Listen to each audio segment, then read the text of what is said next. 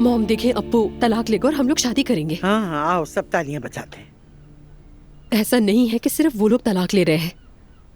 मैं यहाँ हमारे दरमियान सब ठीक करने आई हूँ और आप क्या कर रही हैं? ये तो तुम देखो कि तुमने क्या किया है। ठीक है मॉम, मैं आपका घर छोड़ दूंगी और चली जाऊंगी 2 दिन में। बेवकूफी मत करो। आप ही ने निकलने को कहा था ना? आपने कहा था निकल जाओ मेरे घर से, तो क्या हो गया अब? तुम्हें अब तक समझ नहीं आया? अब्दुल्ला साहब का जब तुमसे दिल भर जाए और तुम्हें छोड़ दे, तब तुम्हारे पास लौटने के लिए कोई जगह तो हो। मुझे यकीन नहीं आ रहा है वाकई में।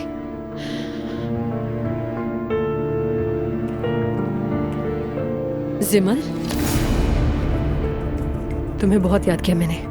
नानी जान आप ठीक हैं? मैं ठीक हूँ बेटा, ठीक हूँ। तुम भी ये करोगी? ठीक है।